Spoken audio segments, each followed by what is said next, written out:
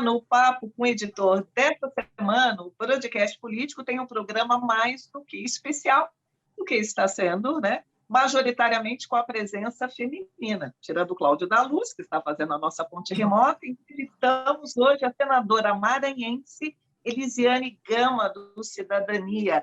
Ela é uma das vozes mais ativas, contundentes e combativas na Comissão Parlamentar de Inquérito da Covid. Para nos acompanhar, hoje eu tenho aqui a colega Sofia Aguiar.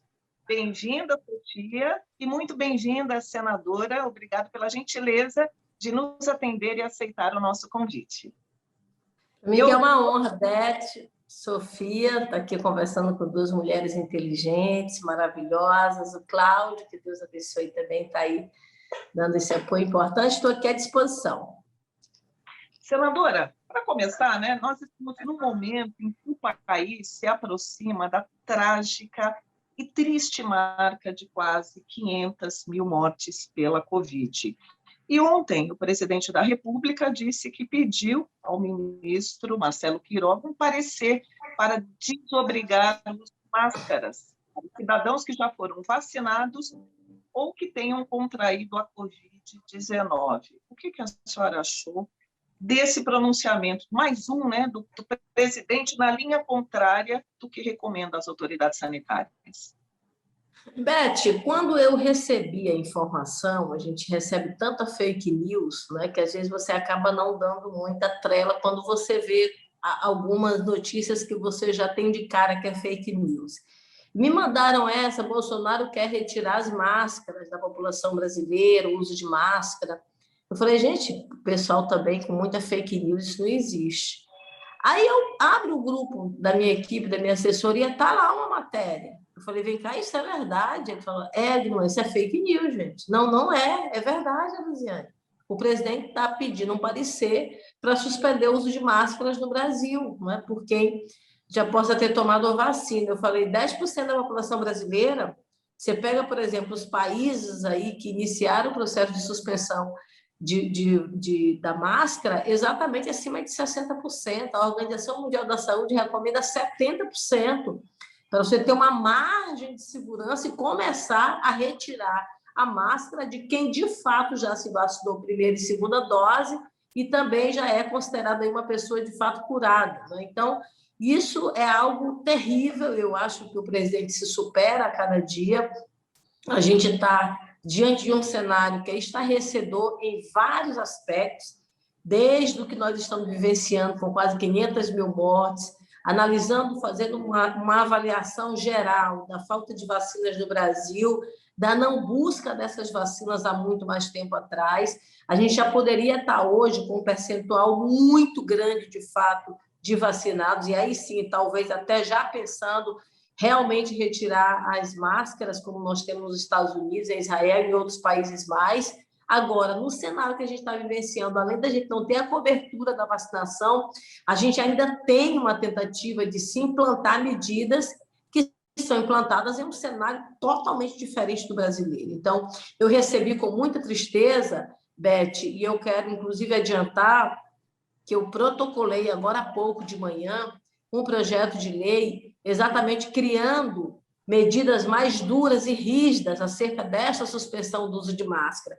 condicionando que a gente só suspenda o uso de máscaras no Brasil com um percentual de 70%, como estabelece a Organização Mundial da Saúde. O projeto acabou de ser protocolado há poucas horas atrás, não é?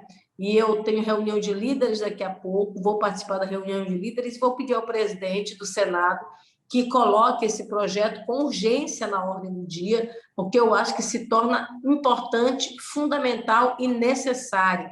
Em outros cenários, não precisaria, na verdade, a gente implantar uma lei dessa natureza, porque o bom senso falaria mais alto. Mas, infelizmente, o cenário que está diante de nós é que o bom senso não é colocado como algo preliminar nas tomadas de decisões. Ao contrário, a gente vê posições totalmente irresponsáveis e que a gente acaba tendo que buscar na legislação brasileira mecanismos, instrumentos para impedir uma escalada de irresponsabilidade no nosso país. eu espero que a gente possa conseguir aí colocar, de fato, o projeto na ordem do dia. Bom dia, senadora, tudo bem? Tudo, sim. Ontem foi aprovada a quebra de sigilo mirando membros e ex-membros do governo, principalmente com foco no gabinete paralelo. Isso deve dar um outro rumo à CPI? A CPI, então, entraria numa nova fase? Como a senhora avalia isso? Olha, eu acho que a quebra de sigilos, e é bom a gente lembrar que nós teremos ainda outras quebras, inclusive dos que tiveram quebra de sigilo ontem aprovado, porque a gente aprovou telefônico e telemático, não é? A gente poderá ainda aprovar para esses mesmos fiscal e bancário, que é uma outra modalidade, e nós vamos ainda incluir novos daqueles que ainda não foram incluídos, mas que são muito importantes para a gente chegar e concluir, não é, seguir a linha de investigação que está sendo adotada pela comissão. Nós tivemos, numa primeira rodada de CPI, que foi nos 30 dias iniciais, ouvindo, né, ministros, ex-ministros, pessoas que tiveram e têm ainda um papel muito importante no enfrentamento da pandemia no Brasil. A partir do levantamento desses dados, nós estamos exatamente nessa segunda etapa, que é a quebra de sigilos. Uma coisa, Sofia, que é boa a gente lembrar, é quando alguém diz assim, olha, uma CPI sabe como começa, não sabe como termina, exatamente porque, com uma quebra dessa de sigilos, a gente pode criar e pode ter novos fatos e criar uma outra linha auxiliar de investigação, porque a gente não sabe o que está por vir, a gente não sabe, na verdade, o nível de informações que nós, de fato, vamos buscar. Nos vários documentos que nós buscamos aqui na comissão, a gente já teve acesso a informações extremamente preocupantes. Não é? A gente já viu ali agora, por exemplo, um telegrama do presidente da República orientando, por exemplo, a Índia a fazer o direcionamento de insumos para 2 empresas brasileiras para a compra de hidroxicloroquina e, aliás, um crime, uma ilegalidade, uma improbidade, que é a advocacia administrativa. O presidente ele faz um pleito na defesa de 2 empresas privadas para a busca de um medicamento que não tem comprovação científica. Ele não fez isso em relação à vacina. Lembra que quando nós perguntamos para o ministro acerca das conversas do Ministério da Saúde com as empresas, por exemplo, a Pfizer falou, não, a gente não conversa com a empresa, isso não é papel nosso. Em tese, né, dizer, não, isso aí é um tipo de serviço que a gente não faz, isso é a parte técnica do Ministério, de fato, que faz. Ele não fez para vacina, mas ele fez para hidroxicloroquina, entendeu? Então, assim, você vê, de fato, a inversão de prioridades. Então, nós vamos exatamente buscar essas informações agora com essas quebras. Nós tivemos o depoimento, nós tivemos as remessas de documentações que nós estamos solicitando, agora nós estamos na quebra de sigilos, né? Nas mais variadas modalidades, formas. Então, a partir dessas informações, nós vamos, de fato, entender o que está por trás de tudo isso. Entender por que o presidente não quis buscar vacina. Entender por que houve uma obsessão, isso não é exagero em falar, na implantação, por exemplo, da cloroquina no Brasil. Existe uma motivação por isso. Aí você começa a ver, você pega lá, por exemplo, as 2 empresas, uma delas teve financiamento público do BNDES, recebido este ano, porque algumas delas fez uma solicitação em 2019, é verdade, mas num valor de 20 milhões de reais, agora 150 milhões de reais é liberado em 2020. Veja que você tem alguns números que você vai precisar avaliar, vai precisar, de fato, analisar. Recurso do BNDES que veio para essas empresas para aquisição de cloroquina. Nós temos hoje no Brasil um estoque muito grande de 3 milhões de comprimidos de hidroxicloroquina que a gente não sabe como é que eles vão trabalhar isso. Então, há uma inversão, na verdade, de prioridade neste governo no enfrentamento da pandemia. Então, por mais que alguém chegue, Sofia, e minta na CPI, por mais que alguém chegue e tente desviar o foco da CPI, tente, na verdade, ser liso, como a gente fala, né, no jargão popular, nós temos a informação concreta que a gente vai exatamente buscar através dos sigilos. Então, é muito importante a quebra dos sigilos exatamente para assegurar uma linha correta, concreta e com resultado material da investigação na comissão. Senadora, a senhora bem lembrou, é uma fase recorrente, eu já cobri várias CPIs, né, já acompanhei, E uma frase recorrente: você sabe como começa e nunca sabe como termina. Outra frase recorrente é assim: a maioria, ou praticamente toda a CPI acaba em pizza. O que se pode fazer para essa CPI não acabar em pizza? Nós estamos acompanhando ali, né, pelos depoimentos, pelas, né, sessões que já ocorreram, omissões do governo, a questão da vacina agora, né, estamos seguindo o rastro do dinheiro, né, empresas. O que a senhora acha que é possível fazer para que ela não se perca, ou realmente não acabe em pizza?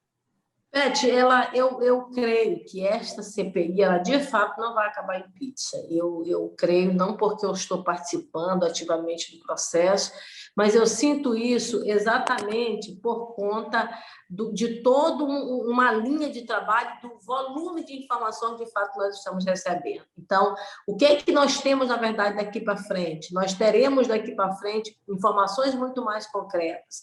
Aí você fala a frase, não é? Não sabe como começa e nem sabe como, não sabe como começa, não sabe como termina e acaba em pizza. Na verdade, esse jargão, se a gente for analisar ele ao pé da letra, a gente vai ver, por exemplo, que algumas coisas e algumas grandes investigações que aconteceram no Brasil e fora do Brasil, elas começam exatamente com um foco. Ver como começou a Operação Lava Jato, uma investigação de uma lavagem de dinheiro num posto de gasolina, não é? Aí já veio lá com o tráfico de drogas e depois terminou numa descoberta de um grande esquema de corrupção no Brasil. Então, começou lá atrás com um foco, e aí, por conta das quebras, Sofia, de sigilos, por conta dessas informações que vem chegando, a gente vai construindo, na verdade, um outro alinhamento e até abrindo novas fases. Então, eu acho que aqui da CPI, nós estamos começando a ter acesso a essas informações. Veja, o que é que nós temos aqui? Nós temos um gabinete paralelo, ou o gabinete das sombras, que está lá todo mundo escondido, dizendo, não vou aparecer, né?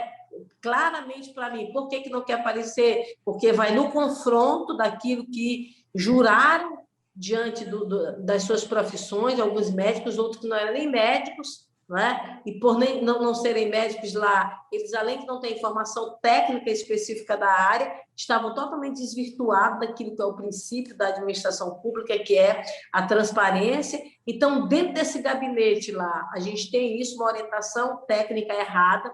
Ao mesmo tempo, quem é que estava lá? Integrantes de uma organização social, de uma associação, onde esta associação, o seu principal mentor era quem? Era uma empresa que recebe um volume muito grande de recurso financeiro para a compra de hidroxicloroquina e que tinha um volume financeiro muito grande para a sustentação disso. Lembra da fake news, quando uma das depoentes falou, inclusive deputada federal falou, olha, a cada disparo era R$25 mil para isso acontecer. Você tem um gabinete do ódio que induz, além de denegrir, de tentar acabar com a reputação das pessoas, induz a população de fato ao erro. Isso não é de graça, isso não é superficial, isso tem todo um trabalho planejado que vem com um montante financeiro atrás disso. Então, veja que a gente começa a chegar nisso, esbarra mais uma vez na fake news, entendeu? No caráter da desinformação. Então, eu acho que nós temos muita coisa pela frente. Eu acho que nós poderemos ter, ao final dessa CPI, encaminhamentos, por exemplo, para a PGR, encaminhamentos para a Câmara dos Deputados, encaminhamento para Tribunal Internacional, como já foi sugerido por um colega. Acho, e também estou sugerindo isso, para que o relatório final seja encaminhado à Comissão Interamericana da OEA, que é muito importante na área dos direitos humanos. Essa denúncia precisa ser feita internacionalmente e, ao mesmo tempo, também o que eu tenho hoje, o que a gente vai ter amanhã, com novos documentos que nós vamos receber, a gente não sabe, porque tem muita coisa, de fato, por trás disso. Para mim, já fica claro que talvez aí, não é, improbidade por conta da questão financeira, não é, de utilizar, por exemplo, o recurso público para uma finalidade que o TCU e o Supremo Tribunal Federal já orientaram.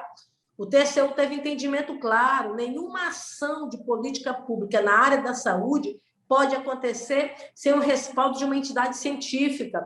Eu não posso pegar dinheiro público do SUS, por exemplo, e criar uma política pública sem que essa política pública esteja respaldada em um acompanhamento técnico de entidade científica. O que o governo fez? O governo fez uma política pública com hidroxicloroquina, e eu te digo, até hoje, porque até hoje, sexta-feira, nós temos dia 11 ainda do mês de junho de 2021, sexta-feira, nós temos ainda no site do Ministério da Saúde lá a nota técnica acerca do uso da hidroxicloroquina. Eu pedi para o ministro da Saúde retirar, porque é uma desinformação, e falar, não, pode ficar lá como elemento histórico. Mas lá não está um elemento histórico com a tarde dizendo que aquela nota não tem mais utilidade. Está lá como se tivesse utilidade, entendeu? Então, esse é um cenário que realmente nós estamos vivenciando, é uma desvirtuação da função pública. Função pública é algo sério, uma decisão que o ente público toma, ela tem a ver com a vida das pessoas, sabe? É o direito à vida ou, infelizmente, levar essa pessoa à morte. A diferença entre o que é vida e o que é morte, se você não faz a coisa certa. E a gente começa a perceber isso de forma muito clara nos trabalhos da comissão. Então, assim, Beth, você que tem uma longa experiência, né, como você coloca muito bem na cobertura de CPI, você pode ter certeza, eu já participei de várias CPIs também, Beth, já fui presidente de CPI, relatora de CPI, eu já fui 2 vezes deputada estadual, uma federal e uma senadora. Os meus 3, nas minhas 3 instâncias, eu diria assim, do Legislativo, nós 3 eu participei ativamente de CPI, e eu já vi algumas, de fato, não darem nada. Já vi também outras que deram, ao final, prisão, responsabilidade. Eu fiz uma CPI, Beth, só um parênteses aqui no Maranhão, que eu fui presidente, ela foi há 10 anos atrás. Nós fizemos o indiciamento da prisão de um advogado, por exemplo, que estava aliciando menores aqui no interior do estado do Maranhão. Levou 10 anos, eu tenho agora aqui, há 4 ou 5 meses atrás, eu ligo a televisão, está o jornal aqui do Maranhão falando da condenação desse senhor. Eu digo, meu Deus do céu, levou tanto tempo, é verdade, mas nós temos a condenação de um senhor que descaradamente, afrontava, ele fazia artigo fazendo apologia à pedofilia e fazia esse crime. Então, levou algum tempo, mas chegou lá e foi preso. Então, às vezes até demora um pouco mais de tempo, mas a CPI, ela indicia, ela encaminha para os órgãos de fiscalização e controle e também para as instâncias do judiciário, como nós vamos mandar para a PGR, como nós vamos mandar para a Câmara, porque para mim vai ficar muito claro o termo de responsabilidade, e para os órgãos internacionais. Então, a nossa parte, enquanto CPI, ela está acontecendo, ela vai ser finalizada, e a segunda parte, que são dos órgãos que vão receber a comissão, eu acredito também que nós teremos bons resultados. Bom, fazendo um balanço sobre a CPI, a senhora tem sido uma defensora e muito ativa em relação à falta de participação feminina na comissão. A senhora apresentou um projeto também para garantir vagas para as mulheres em comissões do Senado. Primeiro, eu gostaria de saber se a senhora acredita que esse projeto vai ser aprovado. E, além disso, a senhora poderia comentar sobre essa desigualdade de gênero evidenciada na CPI? É muito pontuado o machismo quando as depoentes são mulheres ou até mesmo em discussões entre os próprios senadores, em que um aponta o dedo para o outro, levanta da cadeira. A senhora se sente constrangida nessas discussões até machistas? Sofia, primeiro sobre a questão da resolução. Eu apresentei um projeto de resolução no Senado para a mudança do regimento interno, para se estabelecer quem se formar de uma comissão. Aí veja que é uma coisa que é bom a gente frisar. Eu não estou pedindo uma vaga a mais nas comissões. Eu estou pedindo o quê? Em formada uma comissão, detectada a ausência de mulheres, a bancada feminina indica uma mulher para essa comissão, para a gente evitar o que aconteceu na CPI. A gente não está querendo privilégio, a gente quer simplesmente uma participação com seja de apenas uma mulher, mas a gente realmente quer isso. Então, nós apresentamos esse projeto, eu, inclusive, agora, na reunião de líderes, a minha líder da bancada feminina, Simone Tebet, vai colocar o projeto como prioridade, ele deve entrar na pauta agora nos próximos dias. Essa é uma situação que eu acho que a gente vai superar o que a gente viveu até hoje no Senado. A segunda questão que você coloca muito bem é sobre os embates. Uma coisa que a gente tem colocado aqui, nenhuma de nós quer se vitimizar, dizer que, olha e tal, eu estou aqui, estou sendo e tal. Não é. Nós, na verdade, claramente, pode fazer aí um levantamento. Eu li um estudo muito interessante de uma universidade americana, que eu posso até passar para vocês, que fala que a mulher ela é interrompida de 2 a 3 vezes mais do que o homem. Então, nós somos, infelizmente, mais interrompidos do que o homem. Então, na CPI é um local mesmo de embate, é um local de briga, é um local de discussão, é um local que, às vezes, você aflora um pouco ali os ânimos. Isso acontece entre homens, homens para homens, isso acontece também entre homens e mulheres. Anteontem mesmo, eu tive um embate com um colega de plenário, dentro da política, dentro de um cenário normal, é uma situação. Agora, a gente tem visto, infelizmente, de forma muito reiterada, a interrupção de mulheres. E eu te digo isso, Sofia, até dentro da própria estrutura do governo. Olha, veja bem, a doutora Anísia Yamaguchi, que chegou na comissão, em nenhum outro momento um parlamentar da base do governo interrompeu um aliado seu. Nós tivemos um senador da base do governo que interrompeu abruptamente a doutora Anísia, ainda foi meio duro. Depois que eu falei, eu digo, olha, para vocês terem aqui noção, em nenhum momento aqui na CPI, até hoje, um homem da base do governo tinha interrompido um outro homem numa sessão aqui que fosse seu aliado. A gente acabou, então, o senador, eu percebi que ele ficou até assim, ó, ele ficou meio que, nossa, é verdade, eu senti isso, sabe, porque ele ficou meio sem palavras, sem ação. Então, é meio que automático, entendeu? É meio que automático, eu digo, ele, às vezes você pergunta para ele, não interrompi e tal, então ele já faz a coisa automática, porque isso, infelizmente, está muito recorrente, né? Você veja, no primeiro dia que eu indiquei, falei, inclusive uma questão de ordem para que a gente pudesse ter direito à fala, lá você viu todo mundo já em cima e tal, não. Nossa, eu fiquei... Aquilo a gente vê sempre nas comissões internas, nas reuniões fechadas e tal. Mas, puxa, na frente de todas as câmeras do Brasil, eu não imaginei que chegasse a um nível tão terrível como se chegou, a ponto de se aflorar os ânimos, enfim. Um dos colegas senadores, eu comecei a falar, ele virou para mim, sabe? Ele estava aqui de costas, ele virou, olhou fixamente no meu olho e ficou tipo assim, vou te encarar agora aqui. Entendeu? Falei, que é isso? Vou falar que normal. E falei normal. Aliás, o olhar dele até me deu muito mais combustível, sabe? Para falar mesmo.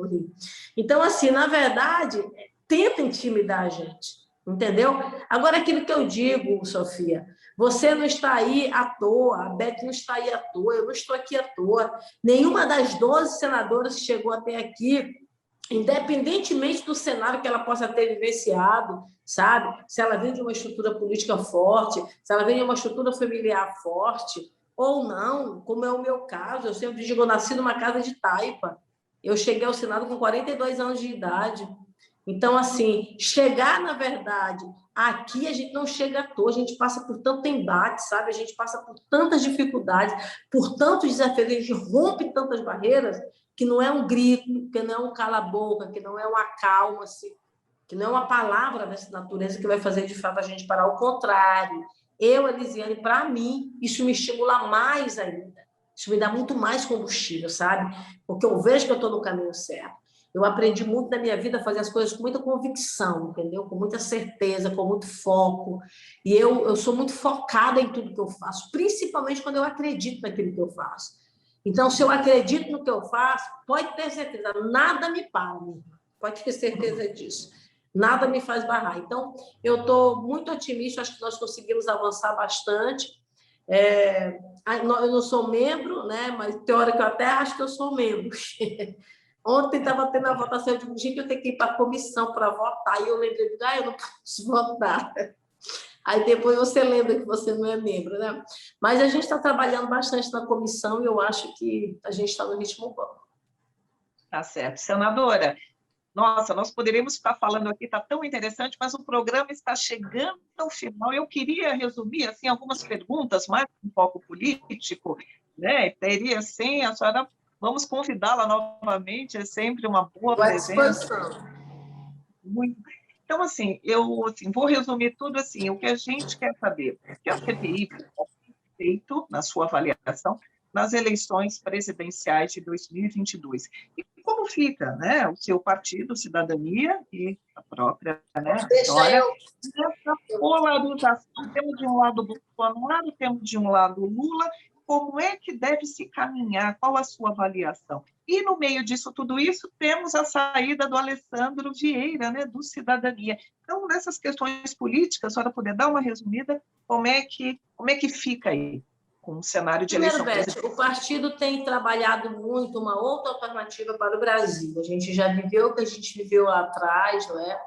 Com um governo que, infelizmente, teve muitos atos de corrupção. Falei da Operação Lava Jato. A gente está vivendo hoje uma CPI da pandemia, não é? A gente teve lá atrás a CPI da Petrobras. Então, é um cenário que se repete, né? De formas diferentes, mas se repete.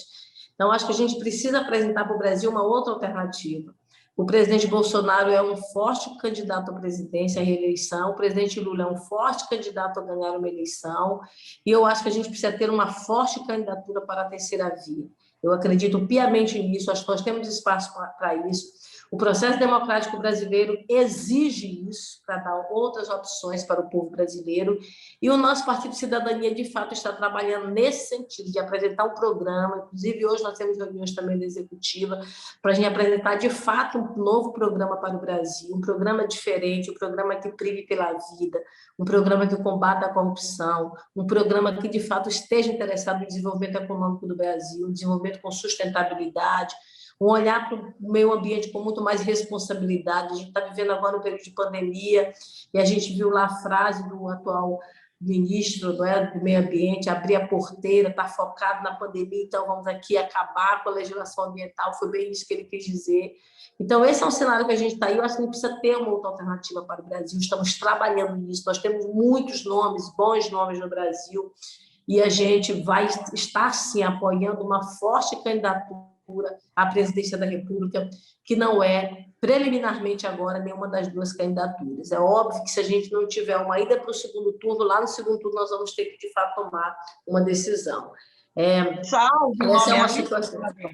Comportado, já tem algum nome à vista ou esse nome está sendo... Não, a gente sempre teve, viu, Beth, o nome o nome que a gente mais falava aqui dentro do partido e que agora, por decisão do ponto de vista profissional, ficou um pouco mais distante, que é o Luciano Huck, né? É um nome que o partido sempre defendeu. Mas, no momento, a gente não tem, além dele, uma definição específica, mas há vários nomes, não é, que a gente pode estar conversando naturalmente, não é? Nós temos nomes aí que poderão estar se apresentando nos próximos dias e a gente está, naturalmente, também fazendo uma defesa. Eu, pessoalmente, acho que o partido deve fazer uma definição de uma forma com muito mais antecedência de um nome. Eu acho que isso é importante para a gente, até para a gente já começar a trabalhar isso. Sobre a questão da saída do Alessandro... O seu nome poderia ser colocado nesse rol? A senhora acha, assim, uma mulher, né? Já que a mulher... Beth, eu me sinto até lisonjeada com a sua pergunta, mas eu acho que é um debate que a gente vai fazer no partido, sabe, Beth? Eu acho que a gente precisa, de fato, para mim, o partido tem que sair com apoiamento a uma candidatura. Se é alguém do partido ou se é alguém fora do partido, mas a gente, de fato, precisa apresentar. Eu acho que a gente precisa fortalecer o universo feminino. Eu te digo isso aí, eu acho que a gente precisa ter nas nominatas, nas chapas do Brasil, homem e mulher. Eu vejo dessa forma. Eu acho que isso eu vou fazer defesa para todos, porque a gente precisa trabalhar pela paridade. O Chile aqui do lado devolveu cadeira no parlamento, porque já tinha mais mulheres do que homens, e a gente hoje tem uma participação minoritária, algo em torno de 15% apenas. Então, a gente precisa avançar, e eu acho que a gente precisa avançar na chapa majoritária. Se a gente puder ter uma candidatura à presidência da República feminina, eu acho que isso é show de bola, mas não depende de uma decisão individual, sabe, Beth? Eu acho que depende de vários fatores, de congruência de forças, entendeu? De entendimento, de unidade, um nome que possa ser mais pacífico, um nome que possa realmente unir o campo, né? Então, nesse sentido, na verdade, eu estou, de fato, trabalhando, né? Sobre a questão do Alessandro, o Alessandro é um grandioso companheiro, uma pessoa por quem eu, pessoalmente, tenho uma grande estima. Para mim, é uma das pessoas mais competentes que nós temos hoje no Congresso Nacional, pela experiência dele de vida, né? Ele tomou uma decisão por conta de uma outra decisão que envolveu ali o entendimento das bancadas, né? De uma ação do Supremo Tribunal Federal, mas a coisa não está totalmente fechada ainda. O Alessandro não pediu ainda desfiliação, ele já anunciou mas ele ainda não se desfiliou, até porque ele não tem nenhum outro partido ainda definido para onde ele iria. Então, eu até fiz esse apelo a ele: Alessandra, se tu não tem outro partido ainda, então depois tu desfilia, espera um pouquinho mais aí, vamos ver se a gente consegue aí acalmar os ânimos e construir. O nosso partido é um partido que tem uma história muito bonita, né? Uma história de combate à corrupção. A gente tem um tema no nosso partido de partido ficha limpa, né? Então, um partido que também trabalha muito pela transparência pública. Então, eu acho que tem um nome, uma história de vida que a gente não tem que deixar ser maculada de jeito nenhum. Então, nós estamos trabalhando nesse sentido, mas eu te digo, hoje ele ainda é filiado no partido, ele, inclusive, é o líder do partido no Senado, e eu, pessoalmente, torço muito que ele não saia. Eu torço muito que ele continue no partido. Estou fazendo esse apelo para ele sempre, inclusive, para que ele fique conosco. Tá certo. Senadora, infelizmente o nosso tempo assim esgotadíssimo, foi um prazer, né, ter a senhora aqui no Papo com o Editor. Muito obrigada, agradecemos a sua entrevista. Agradeço também a Sofia Guiara, minha companheira, ao Cláudio da Luz, que está fazendo a nossa ponte remota. Boa sorte nos trabalhos da CPI, né? Vamos, né? Estamos aqui acompanhando, né, as sessões. E obrigado aos assinantes que estão nos acompanhando e até a próxima semana. E as principais notícias vocês acompanham aqui no Broadcast Político.